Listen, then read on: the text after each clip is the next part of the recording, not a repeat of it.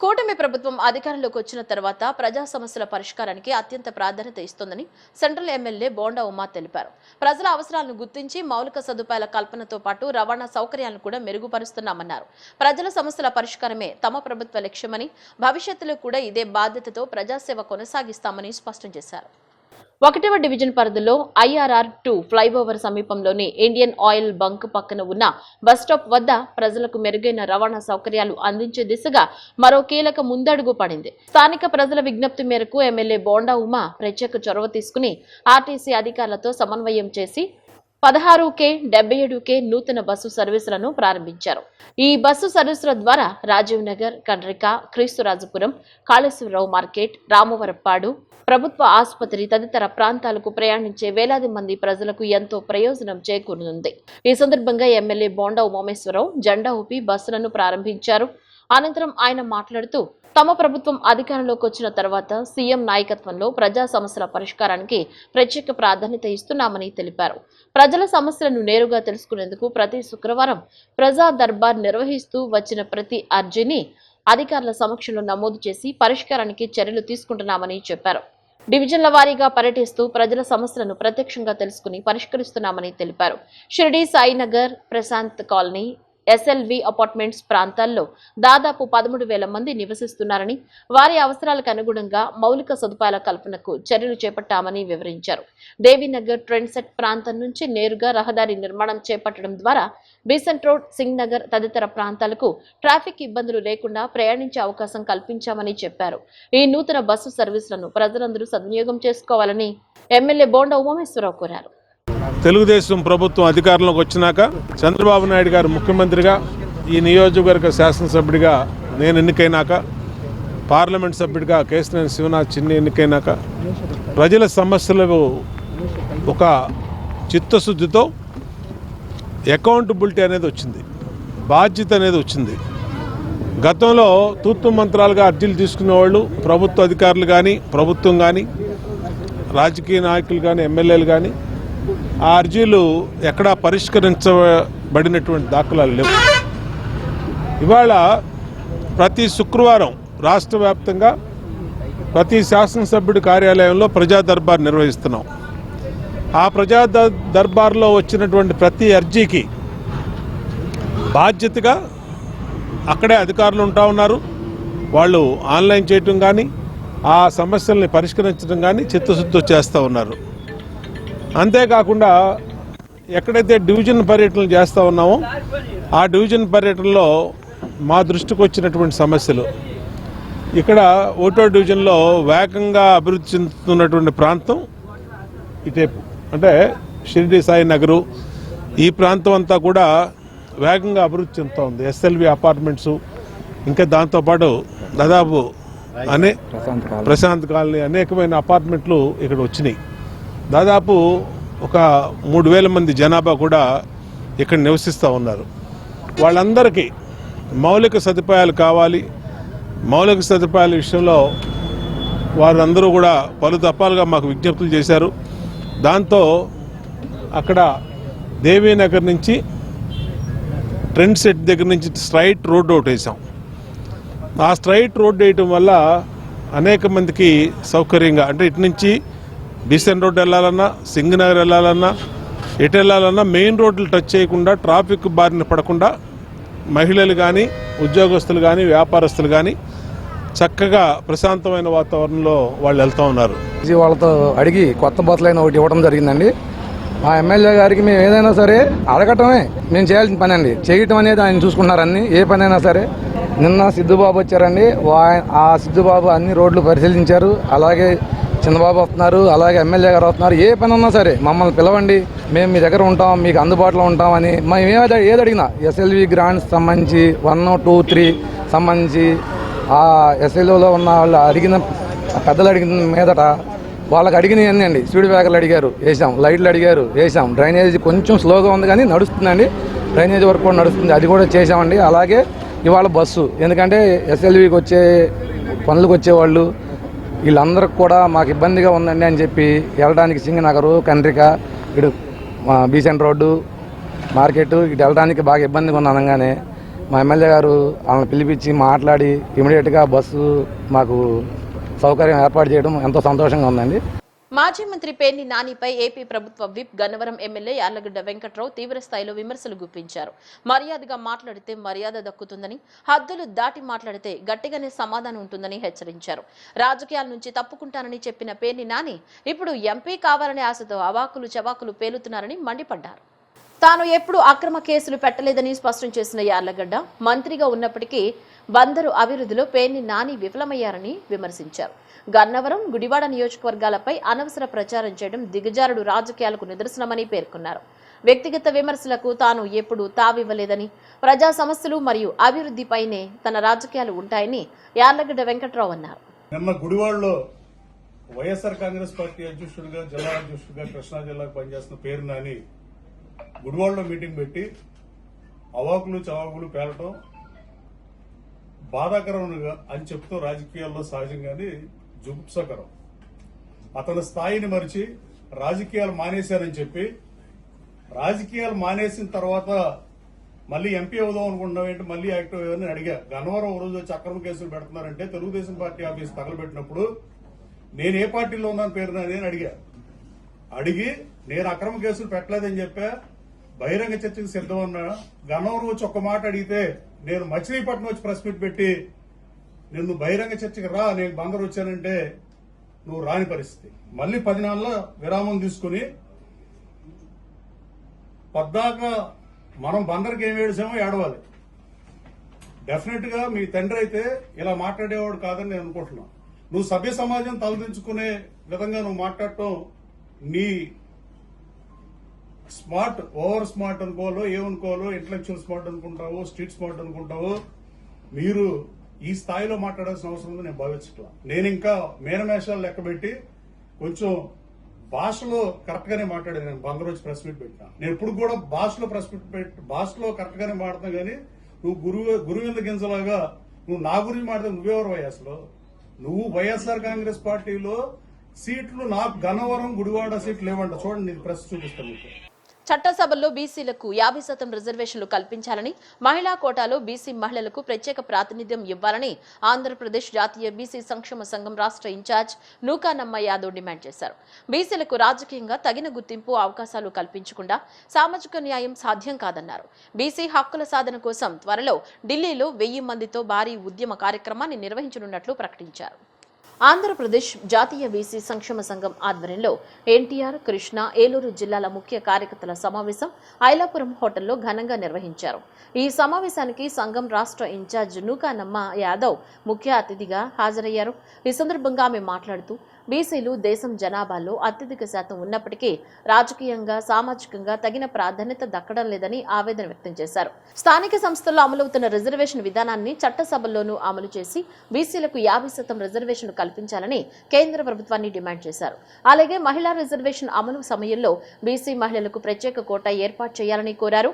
బీసీల హక్కులు, రాజకీయ సాధికారత కోసం జాతీయ స్థాయిలో ఉద్యమాలు నిర్వహించాల్సిన అవసరం ఉందన్నారు. ఈ నేపథ్యంలో త్వరలో దేశ రాజధాని ఢిల్లీలో 1000 మందికి పైగా బీసీ ప్రతినిధులతో భారీ నిరసన కార్యక్రమం చేపట్టనున్నట్లు వెల్లడించారు. బీసీలకు రాజ్యాంగబద్ధమైన హక్కులు, సముచిత రాజకీయ ప్రాతినిధ్యం సాధించే వరకు తమ పోరాటం కొనసాగుతుందని స్పష్టం చేశారు. అలాగే త్వరలో రాష్ట్ర వ్యాప్తంగా సంక్షేమ సంఘం యొక్క గౌరవ సభలో అలాగే సర్వసభ్య సమావేశాలు జరిపించబోతున్నామని చెప్పారు. అందరికీ నమస్కారం అండి. ఈ రోజున జాతీయ బీసీ సంక్షేమ సంఘం ఆంధ్రప్రదేశ్ శాఖ రాష్ట్ర అధ్యక్షులు వై నాగేశ్వరరావు యాదవ్ గారి సారథ్యంలో, అలాగే జాతీయ బీసీ సంక్షేమ సంఘం ఆంధ్రప్రదేశ్ ఇన్ఛార్జి ఎలగాల నూకానమ్మ యాదవ్ అండి నేను ఈ రోజున 3 జిల్లాలు, ఎన్టీఆర్ జిల్లా, అలాగే ఏలూరు జిల్లా, కృష్ణా జిల్లా 3 జిల్లాల అధ్యక్షులు, రాష్ట్ర కార్యవర్గ సభ్యులు, ముఖ్య నాయకులతో 3 జిల్లాల ముఖ్య నాయకులతో ఈ రోజున సమావేశం నిర్వహించడం జరిగింది. జాతీయ బీసీ సంక్షేమ సంఘం ఆంధ్రప్రదేశ్ శాఖ అనేది ఆంధ్రప్రదేశ్ వ్యాప్తంగా ప్రతి జిల్లాలో 1000 మంది లీడర్స్తో ఒక రాజకీయ పార్టీ ధీటుగా నడుస్తుంది. అనేక జీవోలు సాధించినటువంటి చరిత్ర మా సంఘానికి, 45 ఏళ్ల ఉద్యమ చరిత్ర ఉన్నటువంటి ఆర్ కృష్ణయ్య గారు, అలాగే 30 సంవత్సరాల ఉద్యమ చరిత్ర ఉన్నటువంటి వైనాగేశ్వరరావు గారి సారథ్యంలో మేమందరం కూడా కలిసి పనిచేయడం జరుగుతుంది. ఈ గవర్నమెంట్లో కానీ గత గవర్నమెంట్లో కానీ అనేక మందిని ఎమ్మెల్యేలుగా, ఎంపీలుగా, రాజ్యసభ సభ్యులుగా, అలాగే జడ్పీటీసీలుగా కార్పొరేషన్ చైర్మన్లుగా పంపించటంలో ప్రముఖ పాత్ర పోషించినటువంటి జాతీయ బీసీ సంక్షేమ సంఘం మాది. మేము త్వరలో ఆంధ్రప్రదేశ్ వ్యాప్తంగా అనంతపురం, తిరుపతి, అలాగే నెల్లూరు, ఒంగోలు, విజయవాడ, అలాగే పక్కన ఏలూరు, రాజమండ్రి, కాకినాడ, విశాఖపట్నం, మన్యం, శ్రీకాకుళం జిల్లాల్లో జాతీయ బీసీ సంక్షేమ సంఘం ఆంధ్రప్రదేశ్ శాఖ తరపున మంచి సమావేశాలు, గౌరవ సభలు, జాతీయ బీసీ సంక్షేమ సంఘం యొక్క గౌరవ సభలు, అలాగే సర్వసభ్య సమావేశాలు జరిపించబోతున్నాం. రాష్ట్ర నాయకులు, జిల్లా స్థాయి నాయకులు మరి పెద్ద ఎత్తున అనేక పోరాటాలు మరి బీసీలు రాజకీయంగా కానీ, ఆర్థికంగా కానీ, సామాజికంగా కానీ, విద్యాపరంగా కానీ అభివృద్ధి చెందడానికి ఎప్పుడు అనేక పోరాటాలు ఈ ప్రభుత్వాల మీద చేయడం జరుగుతూ ఉంది. అందులో భాగంగా కొన్ని వెసులుబాట్లు అయితే వచ్చాయి, కానీ స్వాతంత్రం వచ్చి 70 సంవత్సరాలైనా కూడా మరి ఇంకా బీసీలకు సరైన ప్రాతినిధ్యం లేదని చెప్పడానికి మరి నిస్సంకోచంగా చెప్పవచ్చు. మరి అందుకోసమే మరి జాతీయ బీసీ సంక్షేమ సంఘం మరి ఈసారి ఒక నిర్ణయం తీసుకోవడం జరిగింది. విద్యాపరంగా ఎప్పుడైతే యువతను అభివృద్ధి చేస్తామో మరి వారి ద్వారా అయినా కూడా ఈ జాతిలో మరి అభివృద్ధి జరుగుతుందనే ముఖ్య ఉద్దేశంతో యువతకి ఐఏఎస్లు కానీ, ఐపీఎస్లు కానీ, దానితో సమానమైన కోర్సుల్ని కానీ మొబిలైజేషన్ చేసి వారిని విద్యాపరంగా, ఉద్యోగపరంగా అభివృద్ధి వైపు నడిపించాలనే ముఖ్య ఉద్దేశంతో మరి కొత్తగా ఐఏఎస్ క్యాడర్ నుంచి మరి రిటైర్మెంట్ తీసుకొని, వాలంటరీ రిటైర్మెంట్ తీసుకొని మరి ఈ జాతి కోసం మొత్తం రాష్ట్రమంతా జాతీయ బీసీ సంక్షేమ సంఘం తరఫున యువతని మొబిలైజ్ చేయడానికి వచ్చిన మరి గౌరవ పూజ్యులు ఐఏఎస్ రిటైర్డ్ గురుమూర్తి సార్ గారికి ప్రత్యేక ఆహ్వానంగా జాతీయ బీసీ సంక్షేమ సంఘం తెలుపుతూ ఆయనని జాతీయ గౌరవ సలహాదారుడు కూడా ఆయనని నియామకాన్ని మరి ఈరోజు జాతీయ బీసీ సంక్షేమ సంఘం ప్రకటిస్తూ ఏవైతే మా మొదటి నుంచి డిమాండ్స్ ఉన్నాయో మరి చట్టసభల్లో బీసీలకు 50% రిజర్వేషన్స్, జాతీయ బీసీ సంక్షేమ సంఘం ఆధ్వర్యంలో, నాగేశ్వర గారి ఆధ్వర్యంలో, నూకలమ్మ గారి ఆధ్వర్యంలో, మరియు ఇతర జిల్లా అధ్యక్షుల ఆధ్వర్యంలో ఒక గ్యాదరింగ్ అయింది. ఈ గ్యాదరింగ్లో ఎస్పెషల్లీ డిగ్రీ కాలేజీలో చదువుతున్న పిల్లల్లో ఒక అవేర్నెస్ జనరేషన్, సివిల్ సర్వీసెస్ చేయాలని చెప్పేసి సంకల్పంతో నేను నా ప్రపోజల్ని వీళ్ళు యాక్సెప్ట్ చేయడం చాలా సంతోషం. మన వాళ్ళు ఢిల్లీలో కానీ, కేంద్ర రాష్ట్రంలో కానీ ఐఏఎస్లు, ఐపీఎస్లు అవుతాయి. మన సంక్షేమం కూడా ఇంకా కొంచెం బాగుంటుందనే ఒక ఆశతోన ఈ ప్రోగ్రాం తలపెట్టాము. నేను ఈ సందర్భంగా గౌరవ సలహాదారుగా ఉండాలని చెప్పేసి వీళ్ళు కోరడం. సో అందుకు నేను జాతీయ అధ్యక్షుడు కృష్ణయ్య గారికి, నాగేశ్వరరావు గారికి, నూకలమ్మ గారికి, ఇతర పెద్దలకు నా నమస్కారాలు చెప్తున్నాను. తప్పకుండా మీరు ఇచ్చిన బాధ్యతని తప్పకుండా నెరవేరుస్తాను, మంచిగా నెరవేరుస్తానని చెప్తున్నాను. సో ఒక్కొక్క ప్రోగ్రాంతోన ప్రతి టౌన్లో చుట్టుపక్కల డిగ్రీ కాలేజీలు అందరి పిల్లలను గ్యాదరింగ్ చేసి వాళ్ళు ఒక చైతన్యం తీసుకురావాలని ఒక కొత్త ప్రోగ్రాంతో ముందుకెళ్తున్నాము. దాంతోపాటు మిగతా కార్యక్రమాలు కూడా మన నాగేశ్వర గారి ఆధ్వర్యంలోన అన్నీ జరుగుతాయని ఈ సందర్భంగా చెప్పడం జరుగుతుంది. మున్సిపాలిటీలో అన్ని రకాల సేవలను ప్రైవేటీకరించేందుకు కూటమి ప్రభుత్వం ప్రయత్నిస్తోందని, కార్మికులను కట్టు బానిసలుగా మారుస్తోందని సిఐటియు నాయకులు బోయ సత్యబాబు ఆగ్రహం వ్యక్తం చేశారు. ఇందుకోసం ప్రభుత్వం విడుదల చేసిన జీవో నెంబర్ 673/975లను తక్షణమే ఉపసంహరించాలని ఆయన డిమాండ్ చేశారు. మున్సిపల్ కార్మికుల హక్కులు హరించే విధంగా కూటమి ప్రభుత్వం చేస్తున్న ప్రయత్నాలను వ్యతిరేకిస్తూ సిఐటియు ఆధ్వర్యంలో సచివాలయం వద్ద నిరసన కార్యక్రమాన్ని చేపట్టారు. ఈ ఆందోళనకు మాజీ కార్పొరేటర్ బోయ సత్యబాబుతో పాటు పలువురు మున్సిపల్ కార్మికులు పాల్గొని ప్రభుత్వ వ్యతిరేక విధానాలను తీవ్రంగా నిరసించారు. అనంతరం సత్యబాబు మాట్లాడుతూ కార్మిక హక్కులను కాలరాస్తుందని మండిపడ్డారు. మున్సిపాలిటీలో వివిధ రకాల సేవలన్నింటినీ ప్రైవేటీకరించి కార్పొరేట్లకు కట్టబెట్టేందుకు ప్రయత్నిస్తోందని ఆయన ఆరోపించారు. ఇందుకోసం 673/975 జీవోలను తెచ్చిందని మండిపడ్డారు. ఈ జీవోలను తక్షణమే ఉపసంహరించాలని ఆయన డిమాండ్ చేశారు. మున్సిపల్ కార్మికులకు సమాన పనికి సమాన వేతనం చెల్లించాలని, చనిపోయిన కార్మికుల స్థానంలో వారి కుటుంబ సభ్యులకు అవకాశం ఇవ్వాలని, పదవీ విరమణ రాయితీలను చెల్లించాలని ఆయన కోరారు. ఈ సమస్యల పరిష్కారం కోరుతూ 4వ తేదీన తలపెట్టిన సదస్సును జయప్రదం చేయాలని సత్యబాబు పిలుపునిచ్చారు. రాష్ట్రంలో ఉన్న కూటమి ప్రభుత్వం కార్మికుల్ని బానిసలుగా మార్చేదానికి అలాగే పట్టణాల్లో ఉన్నటువంటి పౌర సేవలన్నీ కూడా బడా కార్పొరేట్ కంపెనీలకి కట్టబెట్టేదానికి జీవో నెంబరు 975ని అలాగే 673ని తీసుకురావడం జరిగింది. ఈరోజు రాష్ట్రంలో మరి కార్పొరేషన్లో మున్సిపాలిటీల్లో ప్రజా పరిపాలన లేని పరిస్థితి, స్పెషల్ ఆఫీసర్ పరిపాలన నడుస్తున్న నేపథ్యంలో మోడీ ఆదేశాల మేరకు రాష్ట్రంలో ఉన్న కూటమి ప్రభుత్వం చంద్రబాబు నాయుడు గారు ఈ ప్రజల ఆస్తుల్ని, కార్మిక హక్కుల్ని కాలరాసేలాగా మున్సిపాలిటీలో ఉన్నటువంటి మంచినీరు, డ్రైనేజీ, అలాగే శానిటేషను, మరి పార్కులు, ఆ విజయవాడకు సంబంధించినటువంటి స్టేడియాలు ఇవన్నీ కూడా ప్రైవేట్ వాళ్ళకి కట్టబెట్టేదానికి, వెహికల్ డిపో లాంటి వ్యవస్థలన్నీ కూడా ప్రైవేట్ వాళ్ళకి కట్టబెట్టేదానికి తీసుకొచ్చిన జీవోల్ని వెంటనే రద్దు చేయాలి. కార్మికులకు సంబంధించి హైకోర్టు తీర్పులు కానీ, సుప్రీంకోర్టు తీర్పులు కానీ సమాన పనికి సమాన వేతనాలు పర్మనెంటు చేయాలి. వారికి మెరుగైన జీవనోపాధి కల్పించాలి. ఖాళీగా ఉన్న పోస్టుల్ని భర్తీ చేయాలి. అలాగే మున్సిపల్ కార్మికులకు సంబంధించినటువంటి చనిపోతున్న కార్మికుల కుటుంబాల్లో వారి కుటుంబాల సభ్యులకి ఉద్యోగాలు ఇవ్వాలి. రిటైర్మెంట్ కార్మికులకి రిటైర్మెంట్ బెనిఫిట్స్ ఇవ్వాలని మరి ఈ నెల 4వ తేదీన రాష్ట్ర వ్యాప్తంగా విజయవాడలో జరుగుతున్న సదస్సుని జయప్రదం చేయాలని కోరుకుంటూ ఈ ప్రైవేటీకరణ విధానాలని ప్రజలు, కార్మికులు ఐక్యంగా తిప్పికొట్టేదానికి పోరాటాలకి సిద్ధం కావాలని సిఐటిగా విజయవాడ పశ్చిమ నగర కమిటీ తరఫున విజ్ఞప్తి చేస్తున్నాం. తెలంగాణ రాష్ట్రం దేశంలో అంతర్భాగమని, ప్రజలు దేశవ్యాప్తంగా ఎక్కడైనా తిరగవచ్చు, పోటీ చేయవచ్చు అనే విషయాన్ని తెలంగాణ నిరుద్యోగ నాయకులకు గుర్తుపెట్టుకోవాలని జనసేన పార్టీ అధికార ప్రతినిధి అక్కల రామ్మోహన్ రావు గాంధీ అన్నారు.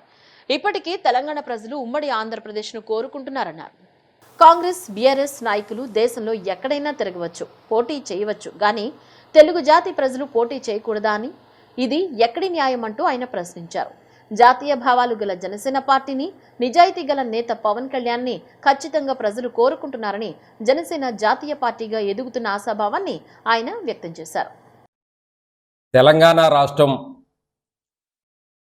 భారతదేశంలో అంతర్భాగం అని చెప్పి ఈ తెలంగాణ నిరుద్యోగ నాయకులు గుర్తించాల్సిన అవసరం ఉంది. మేము ఎందుకు చెప్తా ఉన్నామంటే, ఏదైతే ఈ కాంగ్రెస్ నాయకులు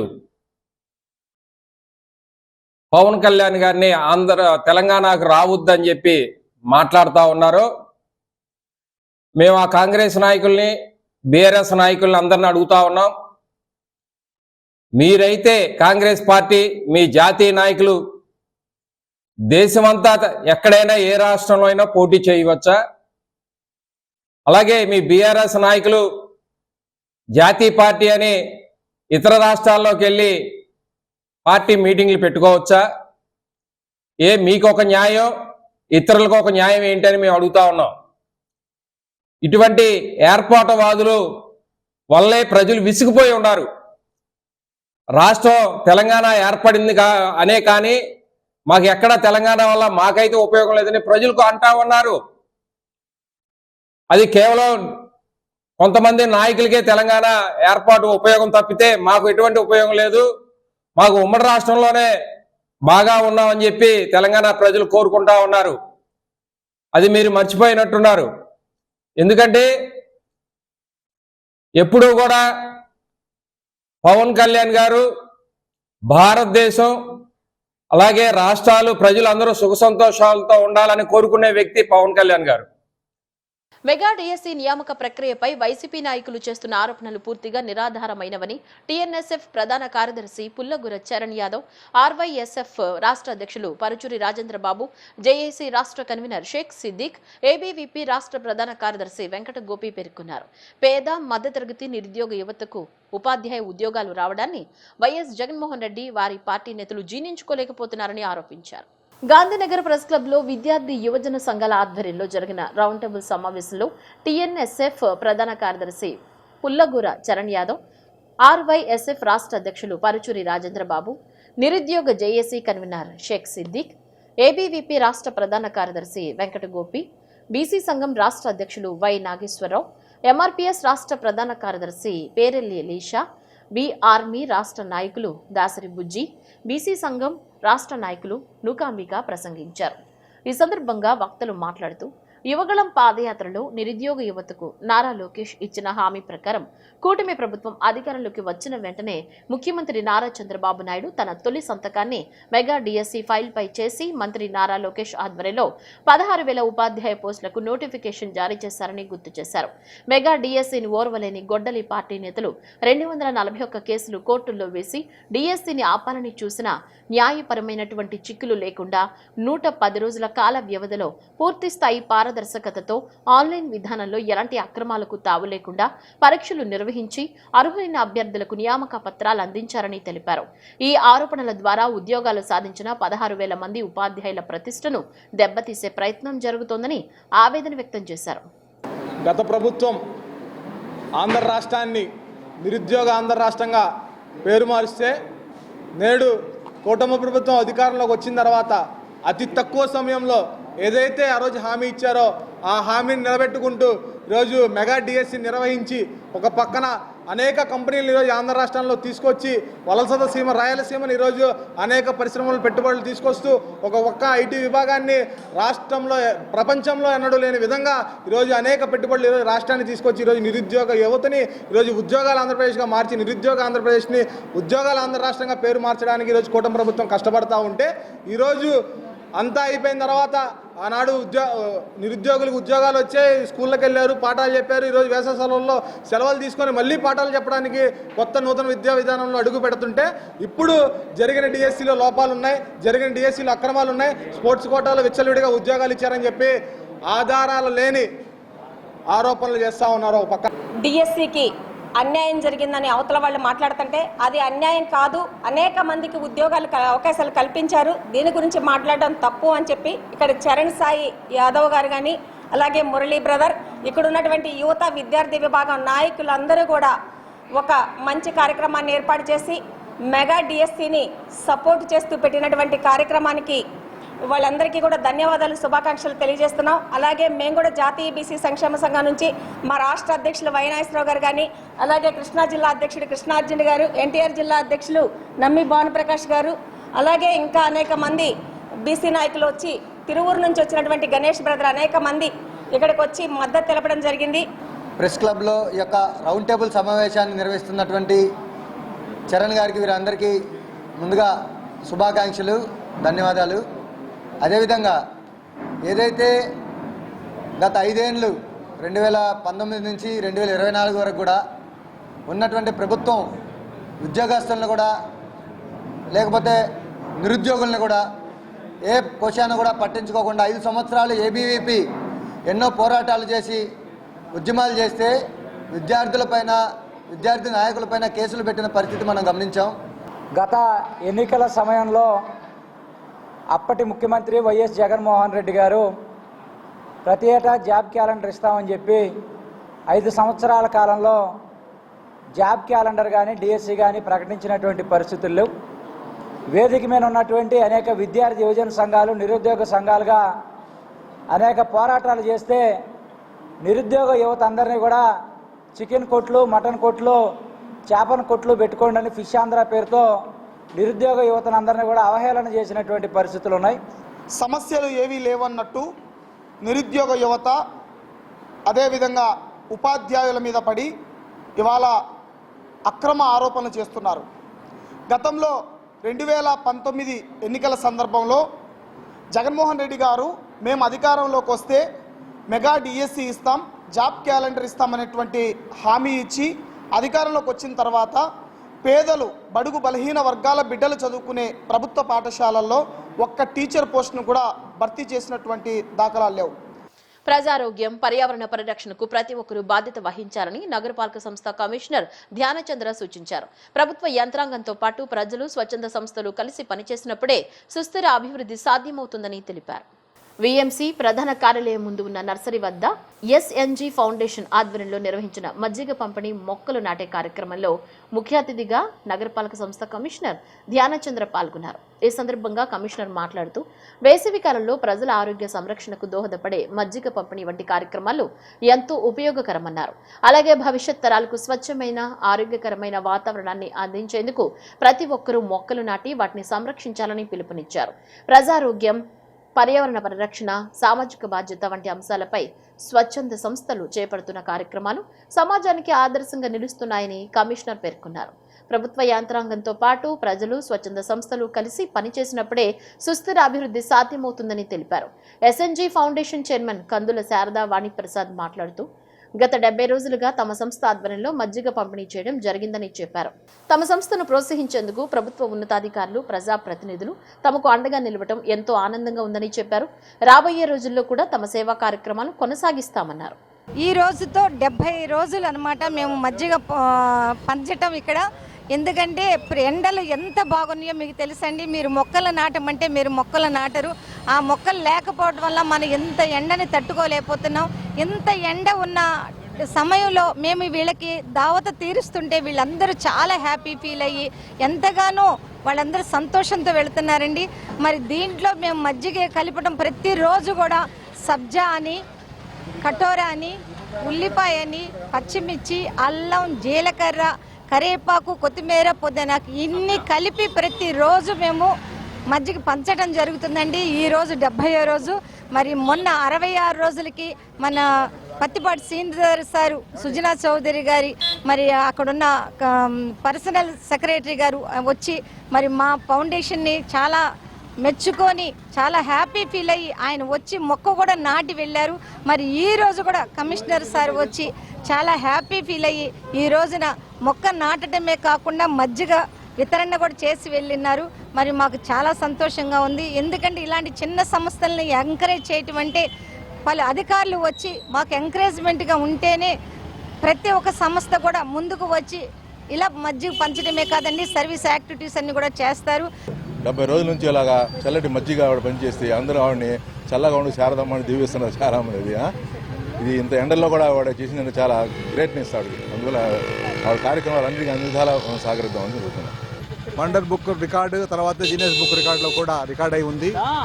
మేము ముఖ్యంగా పర్యావరణాన్ని కాపాడడానికి ముందడుగు వేస్తున్నాం. శారదావాణి గారి నాయకత్వంలో మనమంతరం కూడా ముందు చేస్తున్నాం. ఇవి అందరూ మేము చేయడమే కాదు, ప్రతి ఒక్క పౌరుని యొక్క బాధ్యత. మన పర్యావరణాన్ని పెంపొందించాల్సిన అవసరం ఉంది. విజయవాడలో చూస్తున్నాం, ఈరోజు మనం 49 డిగ్రీల సెంటీగ్రేడ్ మనిషి బయటికి రాని పరిస్థితి ఉన్నటువంటి మనం ఇదే మొక్కలు మనం పెంచామనుకోండి, మనం ఆరోగ్యంగా హాయిగా ఉండవచ్చు. మీ అందరికి కూడా కోరుకునేది ఏమంటే విజయవాడ పట్టణవాసులకే కాదు, మన ఆంధ్ర తెలుగు రాష్ట్రాలకే కాదు, భారతదేశంలో కానీ అందరికీ కూడా ఏమంటే పర్యావరణాన్ని పెంచండి, మొక్కలు పెంచండి. మేము అలాంటి వాటికి ఏమైనా మీకు అవసరం ఉంటే సహకరిస్తామని తెలియజేస్తున్నాం. Thank you very much. Youth volunteers కూడా ఇంకా చాలామంది రావాలి. మేము కూడా చాలా అమ్మగారి ఆధ్వర్యంలో చాలా చోట్ల ఈ పర్యావరణాన్ని రక్షించడానికి, ముఖ్యంగా నెక్స్ట్ జనరేషన్కి ఆక్సిజన్ సప్లై చేసే ఒక సప్లయర్గా మేడం గారిని ఉంచినందుకు చాలా ధన్యవాదాలు. ఆ దేవుడిని కోరుకుంటున్నాను, ఆవిడకి ఆరోగ్యము అలాగే ఐశ్వర్యం ఇవ్వాలని, అట్లాగే వారి యొక్క తరతరాలను కూడా ఆశీర్వదించాలని, వారి యొక్క మనవరాళ్ళు అందరూ కూడా మంచిగా ఉండాలని, ఇంకా వారు కూడా వీరి తదనంతరము వారు కూడా టేక్ ఓవర్ చేసి. బులెటిన్ ముగించే ముందు హెడ్లైన్స్ మరోసారి.